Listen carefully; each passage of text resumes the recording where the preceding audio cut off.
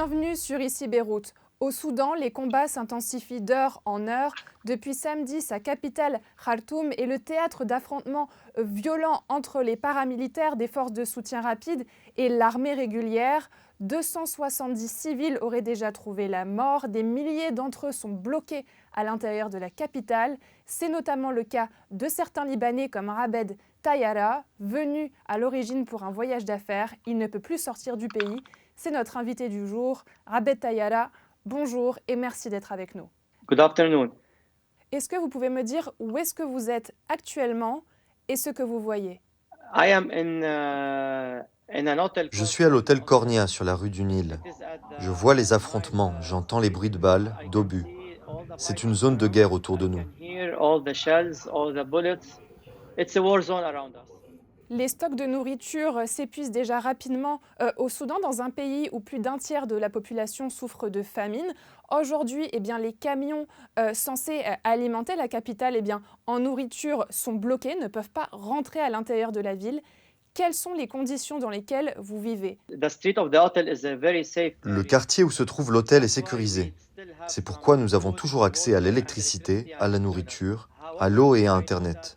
Par contre, d'autres Libanais dans d'autres quartiers de la capitale souffrent et peinent à subvenir à leurs besoins fondamentaux, comme beaucoup de citoyens soudanais. Vous venez d'évoquer les citoyens libanais qui résident au Soudan. Est-ce que vous connaissez le nombre de citoyens libanais qui y vivent, et notamment dans sa capitale, à Khartoum? I think there are around 200 to 200. À ma connaissance, 200 à 250 Libanais sont présents. Certains séjournaient à l'hôtel Al-Saha. Ils ont dû se réfugier dans un deuxième hôtel, le Rotana, en raison des bombardements. J'ai été informé qu'ils ont souffert pendant leur déplacement.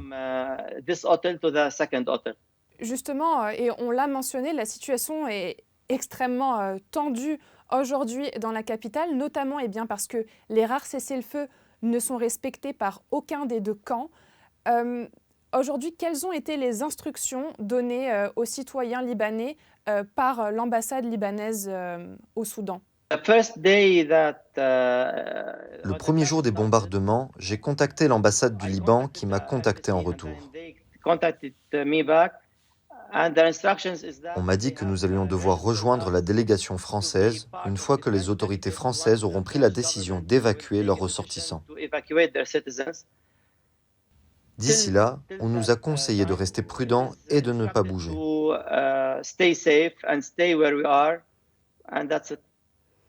Alors justement, vous venez de le mentionner, les évacuations sont extrêmement compliquées. Les chancelleries s'activent, mais elles sont rendues d'autant plus complexes que l'aéroport de Khartoum est complètement hors service en raison des combats. Est-ce qu'il y a d'autres issues possibles? Quels sont les plans aujourd'hui? Qu'est-il prévu pour les Libanais?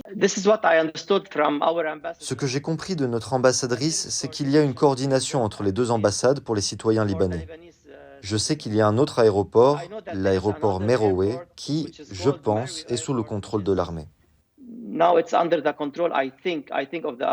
Pour l'instant, les instructions qui vous ont été données, vous l'avez mentionné, sont d'attendre. Dans quel état d'esprit est-ce que vous vous trouvez? Je suis seul. Je suis le seul Libanais ici. Ma famille est très inquiète. Demain, c'est l'Aïd et je suis ici tout seul. Nous devrions au moins avoir de l'espoir et des informations de la part de quelqu'un nous expliquant ce qui va arriver.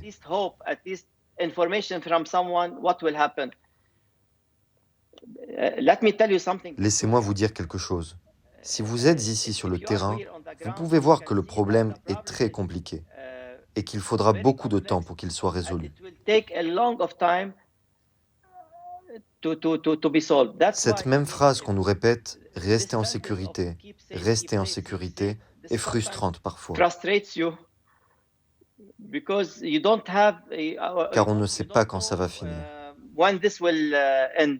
Vous l'aurez compris, la situation est extrêmement imprédictible, d'autant plus qu'en l'absence de négociations rapides entre les deux camps, de nombreux experts s'accordent à dire que les conflits risqueraient encore de s'intensifier dans les jours à venir. Merci Rabed Tayyara d'avoir été avec nous et merci à vous Victoria. de nous avoir suivis.